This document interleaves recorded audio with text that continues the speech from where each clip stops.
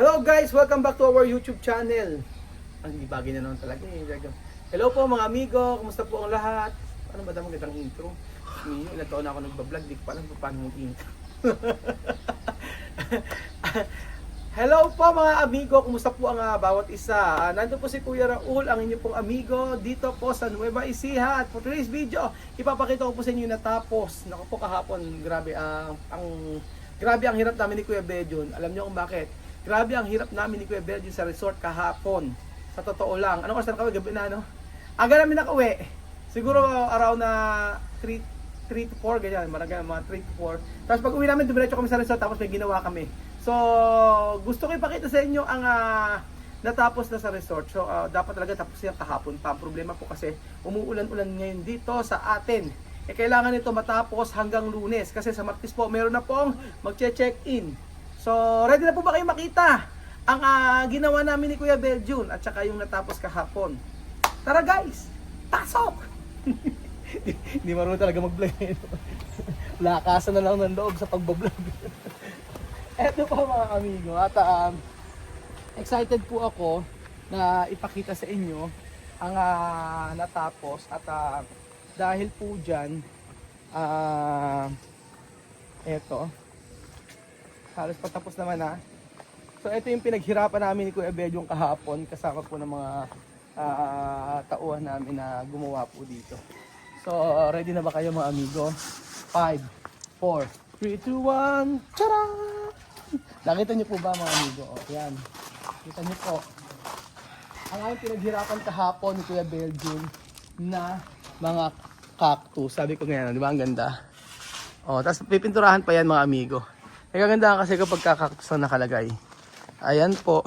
So, hirap na hirap kami ni Kuya Bedjon kahapon dyan. Saka yung mga manggagawa natin. Talagang tinulungan niya po tayo. So, ayan po ang bagong muka ng Casa Guineana. So, may mga cactus yan. At for sure po, pwedeng picture-picture dito. Pipinturahan pa po yan mga amigo.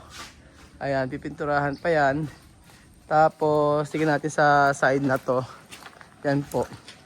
Charan! Oh. Ayan po mga amigo. Di ba parang nasa Mexico? Parang nasa Mexico. Ganyan sa Mexico eh. Tapos may mga resto. Ganyan po. O, di ba? Ganda. Pag napinturahan pa yan, maganda yan. Pinalagyan ko ng groove kaso hindi na yung guhit-guhit kaso hindi na nilagyan. Hindi rin na-instrakan. Oo. Ayan po mga amigo. Ang Bedjon na kumusta naman ang paggagawa natin? Kamusta naman ang paglamay natin kahapon sa paggawa pagtatanim? Buti hindi kasi nipon. Ha? Ha? Naligo ka agad. Naligo agad si Kuya Bedjon. Oo, kahapon. Umuulan pa kahapon. So ayan po mga amigo, yung mga tanim natin sa Casa Guineana, mga malalaking cactus. Naghahanap ako ng barrel cactus, yung bilog na malaki na barrel cactus ang tawag. Kaso pag sa Baguio ako bumili, sigurado malulusaw lang, baka mamatay. Yung kapatid ko sa Dubai, tinanong ko kung saan nakakabili. Dito marami daw. So gusto ko kasi maglagay ng mga barrel cactus. Gusto ko ng barrel cactus mga amigo yan. And then ito, temporary yan muna nilagyan nating halaman. Aayusin po natin.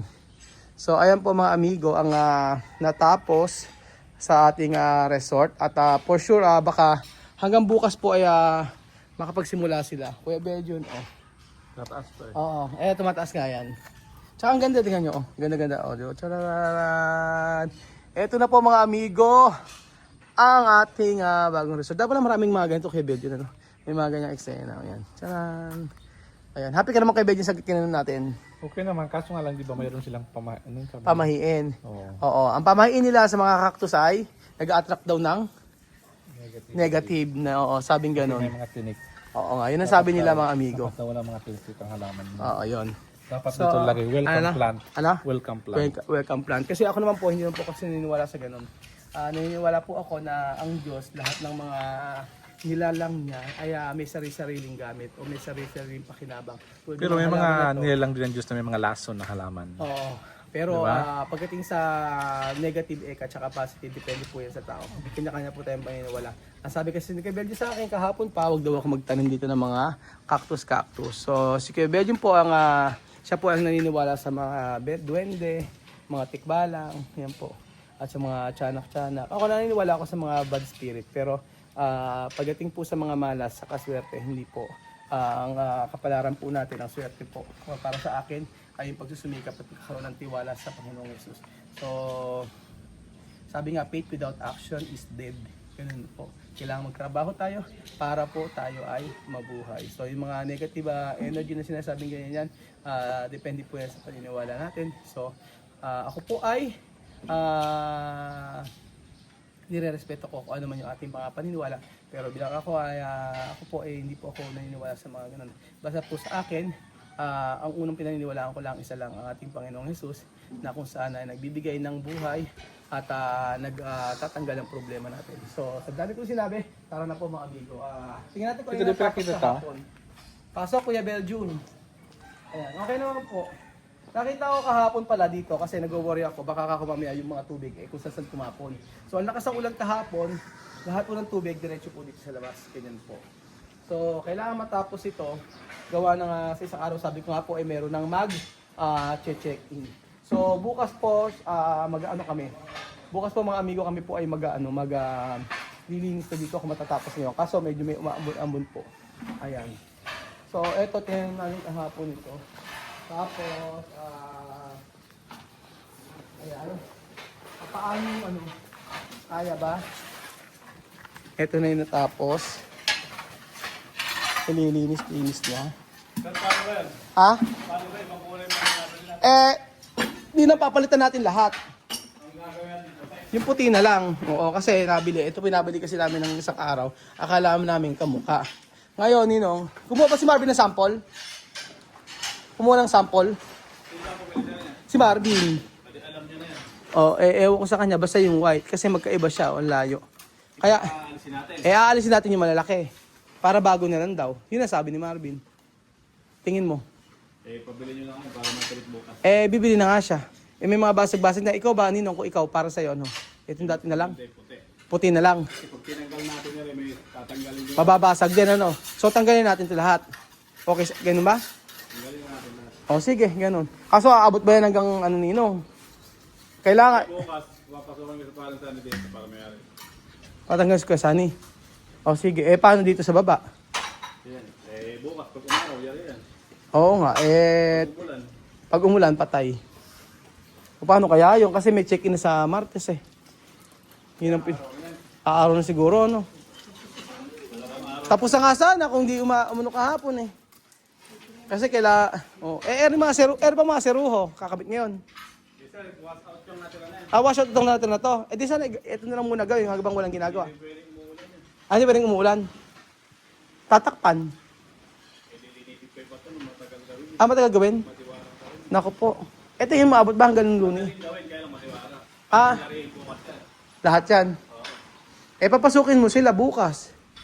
Para matapos kasi kailangan Lunes talaga may tubig yan.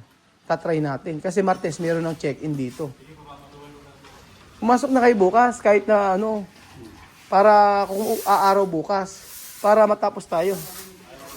Tapos mag-groutan na rin yung iba, Ninong.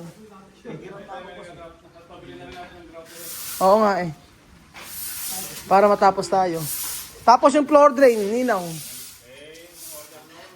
Sabay in order yan. Oo nga, dapat maikabit na. Sana umabot nga. Para tumukas yung kailangan, makumpleto nga ito gamit mo yun. Oo nga eh. Sige, dadaan. Hindi pwedeng kalori. Ano ba tawag sa floor drain na yan? Yung check natin. May po. O sige, titingin ako. Hindi pa bayad yun eh. Hindi pa na Check ko. Ito yung bibili namin floor drain na kulang pa mga amigo. Ayan. Sana meron na.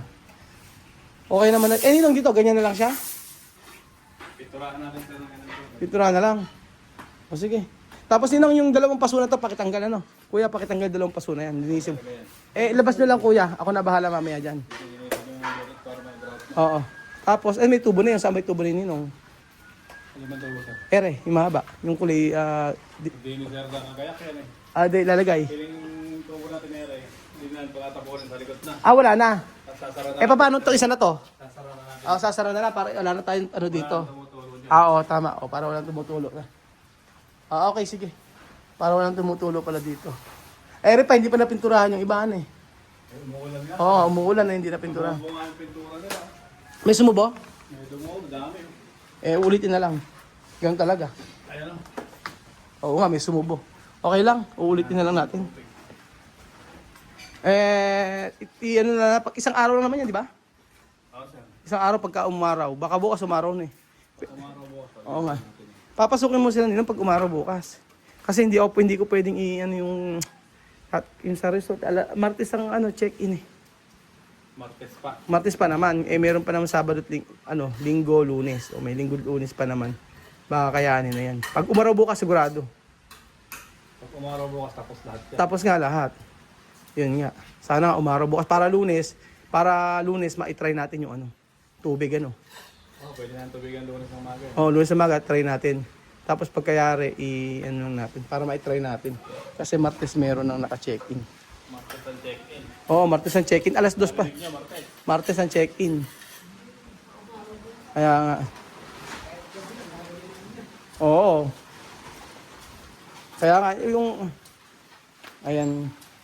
Ito, sandali na lang. Umaraw, mayari na lang. Kaya nga, kung umaraw nga, tapos na sana to eh. Ganyan. Hindi ka. Talaga tumatapon ng tubig, Ganyan siya. Paglilinis. Kasi pagka Lunes po. Hindi na muna ka na, kukuha ang papasahod. Kabalik naman ako rin eh. Ayan. So, halos patapos naman ng mga amigo yun sa ilang araw na. So, yung challenge po natin, tingin ko naman, di biling grout, no? Oo. Kailangan matapos na. So, ayun. Okay naman na. Ang kailangan na lang. Pag kailangan, kasya na kasi graba, lalagyan to. Tapos, okay na, maglilinis na lang kami. Ayan, lahat kami maglilinis-linis dito. And then, okay na, tapos na po ang mga amigo. Ayan, yan na po ang bagong itsura ng Kasaginyan. Ewan ko kung nagustuhan ninyo. Ewan ko kung type ninyo po yung bagong Kasaginyan. Yun po. So, ayan. Ang ating Kasaginyan. So, ayun po mga amigo. Kami po ay aalis muna at ngayon po ay sahod day. So, sa mga natin. Dami natin pinapasahod. May pasahod tayo sa Sampaloc, sa Cavite, sa Bulacan, sa Antipolo, sa Laur. At ako dito sa may resort mga amigo. So, kaya po sabi ko nga po sa inyo, kaya naman pong maggawa o mag-ano ng project. Lalo na po. Kaya naman po mga amigo na maraming project kasi marami naman po tayong tauhan. So, nagiging problema lang minsan, sometimes kasi iba-iba ang ugali ng tao, iba-iba ang kakayanan. So, minsan yung mga ibang iba minsan yung iba po mga amigo yung alam niyo yung pag sa gumagawa, basta matapos lang okay na ganyan. Pero kami, sininong mahigpit yan. Kapag ka ang attitude ay hindi okay, for example, yung makagawa lang, hindi inaayos, tanggal agad kasi ayaw namin mapahiya. Isang pagkakamali lang ay sigurado kami mapipintasan. Kaya yung mga tao namin pagka hindi okay talaga, tinatanggal ni Ninong. Si Ninong po ang nakaano sa mga tao. At yun. So ayun po mga amigo, yun po ang latest sa ating Kasaginyan. Hopefully po matapos po ito hanggang bukas kapag umaraw. Pero pipilitin natin itong matapos hanggang sa abot ng ating makakaya. So ayun po mga amigo, thank you so much po sa inyong panonood. Ang resort ito ay para sa atin po lahat, para sa inyo. At welcome po kayo dito. Mag-book lang po kayo at for sure po ay i-assist ko po kayo at bibigyan ko kayo ng discount. Heal kayo, I love ko. Thank you so much po mga amigo at God bless.